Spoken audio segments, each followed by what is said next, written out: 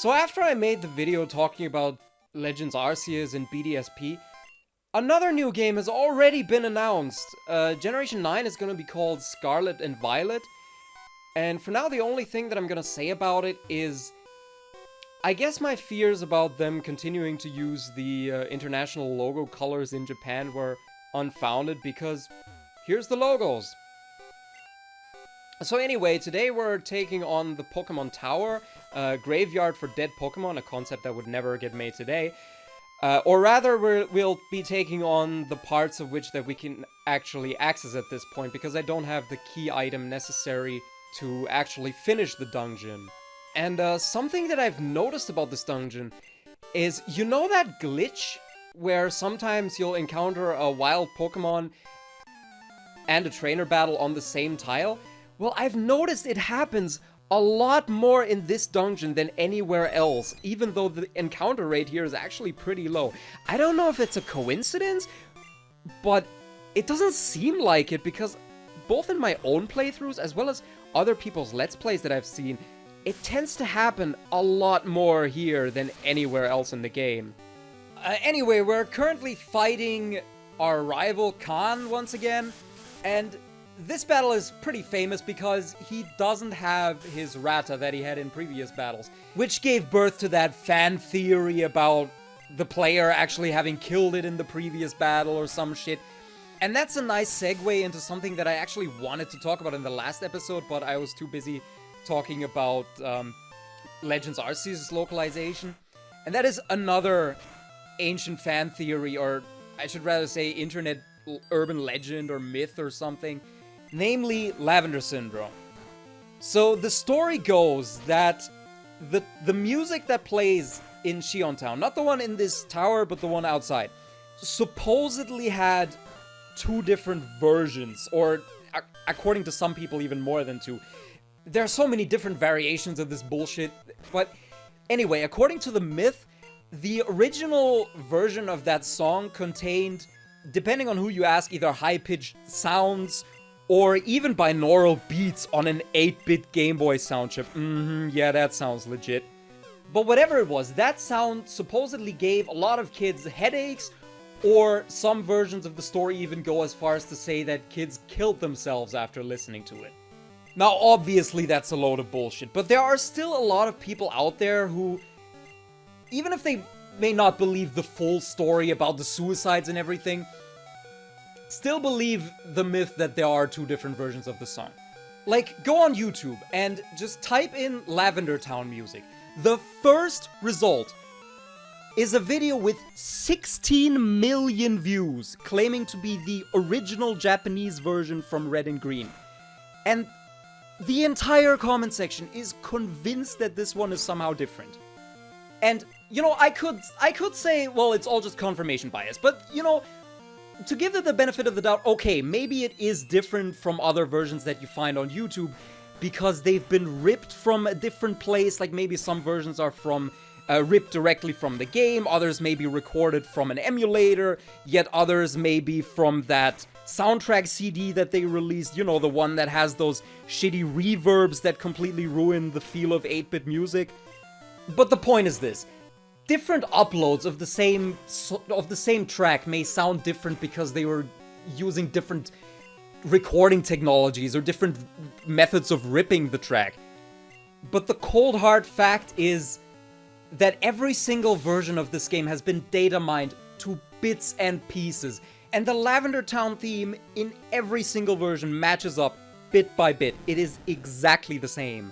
And if the upload from the Japanese Red and Green version claiming to be different was still too plausible for you, there's another YouTube video, 1.3 million views this time, with the title Pokemon Green Beta Lavender Town Song, in parentheses, in all caps, real version. This one actually is a completely different version of the song, but it's so obviously fake because it claims to be from a beta version, and the video was uploaded in 2011, like almost 10 years before any actual beta content of the game was even leaked. And that shit still has 18,000 likes and only 726 dislikes. And all the 12,000 comments on that video are eating it up. I mean, how gullible can people get? It's not even like there's a coherent story. Like, ask 10 different Lavender Syndrome believers, and you'll get 10 different stories. Like, for example, no one can agree on when this change was even supposedly made. There's this one video that I mentioned claiming to be from a beta version. Then most people say that it was in the released version of Red and Green in Japan, and only in the international version they changed it. Yet others say it was only in version 1.0 of Japanese Red and Green, and then they changed it in 1.1. I've even seen people claim that it was still in some international releases, or even in some versions of Yellow. Like, guys, pro tip. If even the people who believe in a dubious theory can't even agree amongst themselves on a coherent story, that's a clear sign it's bullshit. Not to mention that you'd need a severe lack of critical thinking skills to think that an 8-bit mono Game Boy speaker could even produce binaural beats. And as for high-pitched sounds, yeah, they're there. In every version of the game. Then again, this is the same fandom that believes pressing certain button combinations makes Pokémon easier to catch, and once again, nobody can actually agree on what the supposed combination is. So from this floor onwards, we're going to start seeing what the English translation calls ghosts, and there we have one right at the beginning, but I'm not going to be calling them ghosts. I'm going to go for an alternate translation. I'm going to be calling them spectres, because, well, you know the Pokemon that's called Haunter in the English version? You know what its Japanese name is? Yeah, it's Ghost. It's one of those names where they just use the English word for what it's based on as the name. So in order to avoid confusion, I'm going to be calling the Pokemon Tower Ghosts Spectres, and I'm going to be calling the Pokemon Ghost Ghosto, an alternate romanization of its name, which is what I always like to do for these kinds of names, because like in Japan it kind of makes sense for them to give Pokemon names like Lizard, because to them that's a foreign word, but in English it makes a lot more sense to romanize it as something like Lizardo. But to make the ghost situation even worse, the word Yurei that I'm translating as spectre is only the name that it displays while I'm actually fighting these things in this dungeon. Because as some of you might know, these spectres are actually a form of what is called MissingNo in the English version. And MissingNo's Japanese name is usually Ketsuban, which translates to missing number, which got abbreviated to MissingNo for the English version because of the character limit and everything. So all versions of MissingNo are actually called Ketsuban in Japanese, except for these specters. You want to know what their internal name is? Ghost. Yeah, not Yurei, Ghost. In English. Just like the Pokemon. So, to recap. We have a Pokemon whose Japanese name is the English word Ghost, which evolves from another Pokemon called Ghost, which we're seeing on screen right now. And these two Pokemon, spoiler alert, are disguising themselves in the wild in this dungeon as something that is displayed on screen as Yurei, which is the Japanese word for ghost, and was translated as such in the English version, but which the game in the Japanese version internally calls Ghost in English. And not to mention that all these Pokemon are of the ghost type, which is also called such in the Japanese version in English. You got that? Good. This will be on the test. And while I'm on the subject, I want to talk about Ketsuban a little bit more, because there's so much to talk about with this. Like that, all the MissingNo forms are usually referred to as glitch Pokemon, but this is technically a misnomer. They were programmed into the game intentionally for a reason. And I'm not just talking about them being the backbone for the sprites for the specters and the fossils in the Nibi City Museum, but there's another more important reason why they were programmed into the game. They're essentially placeholders for Pokemon that were supposed to be in the game but ended up getting cut. Hold that thought, I'm gonna get back to this in a minute, but this item right here, the PP-Ater, was localized as Elixir in the English version. And, you know, most items got different names in the English version, but I'm pointing out this one in particular because in the first two generations, Not only did they make shit up and gave it a completely different name, but they couldn't even be asked to spell check the name that they gave it. They spelled it Elixir with an E. And it wasn't until Generation 3 that they fixed it. So back to Ketsuban being a placeholder. This has been a theory for a long time, and it was pretty much 100% confirmed with the 2020 leaks. So here's the situation. We got 151 Pokemon and 39 forms of Ketsuban, including the ghost one that isn't called Ketsuban in Japanese. So 151 plus 39, that adds up to 190, which is the number of Pokemon that were originally supposed to be in Generation 1 before some of them got cut. So with the way these games are programmed, basically every Pokemon has its own hexadecimal slot. And after these extra 39 Pokemon got removed, their slots were instead filled with Ketsuban as a placeholder. So essentially, Ketsuban itself is not a glitch. It can be obtained via glitches, and it can have glitchy side effects, but it itself is not a glitch.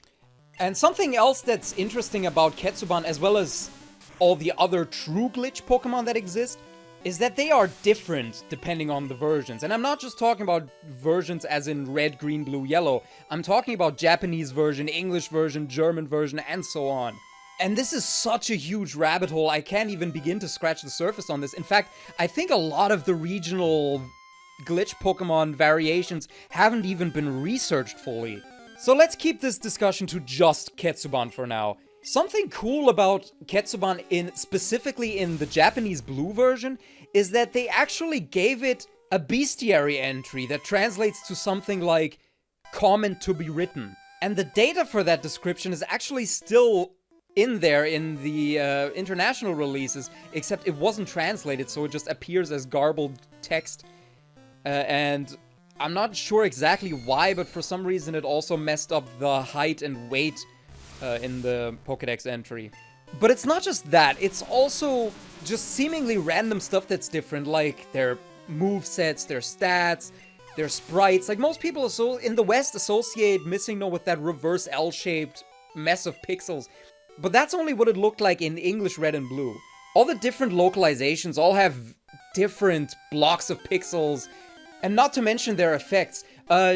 Japanese Red and Green Ketsuban has a tendency to crash the game under certain circumstances, which doesn't happen in, for example, English Red and Blue. Hold on a second. Give me your soul. In the localization for both of the remakes, this was censored to give me your all. And that's not the only censorship in this dungeon, not even on this very floor, because that spot that heals you, in the Japanese version, it says that it is protected by a holy prayer. In the English version, it becomes a purified zone sealed with white magic. Now, with all the shit going around in this town, and this dungeon in particular, all the death, the murdered gara, the possessed channelers, why is it those two things that they deem to go too far? Like, I get they were trying not to piss off the religious fundamentalists, like how in the 90s, you know how there were all these preachers on TV talking about how Pokemon is demonic and some shit like that, but in a dungeon full of curses and possessions, censoring those two lines in particular just seems like such a missing the forest for the tree kind of edit. Like, every one of these channelers in here is possessed by these specters, but the moment they start wording it in a specific way, suddenly they have to take it out. So back to MissingNo. Nintendo of America actually acknowledged its existence in the May 1999 issue of Nintendo Power, where they said, and I quote, "Any contact with it, even if you don't catch it, could easily erase your game file or disrupt your graphics." Now, aside from the part about disrupting your graphics, this is a complete lie. Keep in mind, this is Nintendo of America, so they're talking about American Red and Blue MissingNo, the classic Cinnabar Island Master Ball cloning MissingNo. This version of MissingNo is completely safe. There is absolutely no risk of corrupting your save file or anything.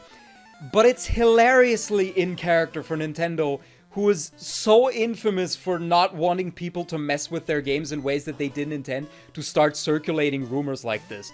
Later in the year 2000, they would address MissingNo again in a statement that is still on their official customer service page.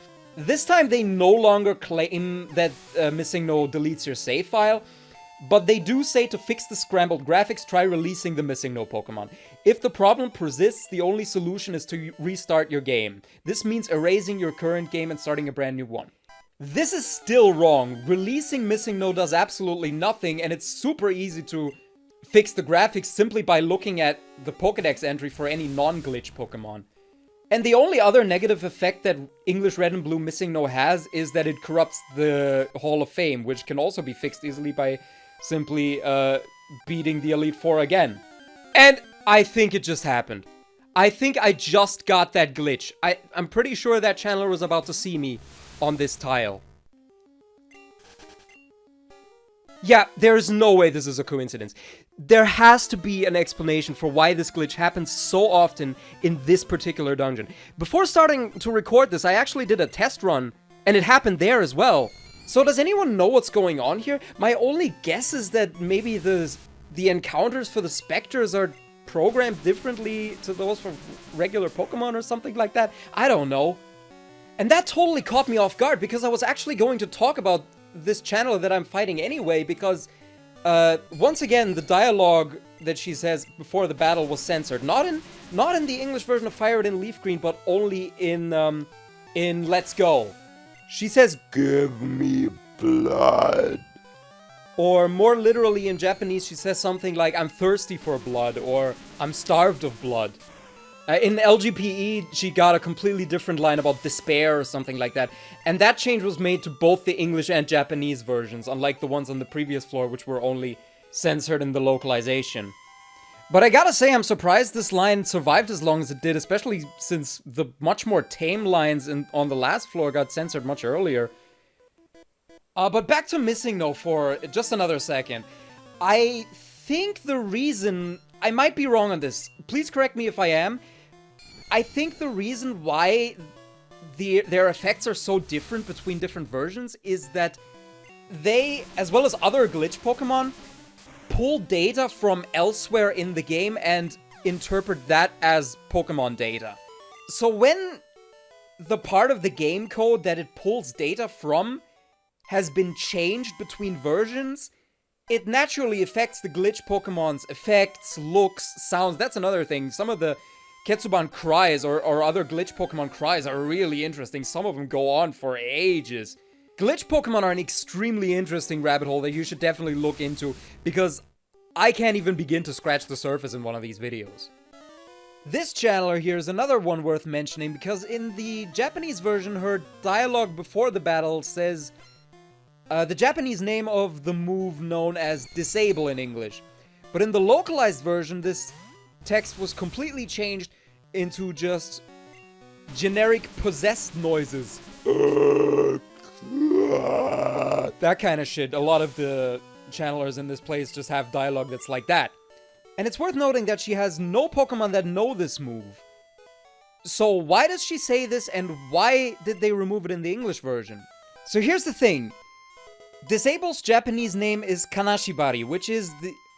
hold that thought, because we've just arrived at the top of the tower, or at least we've gotten as far as we can go now.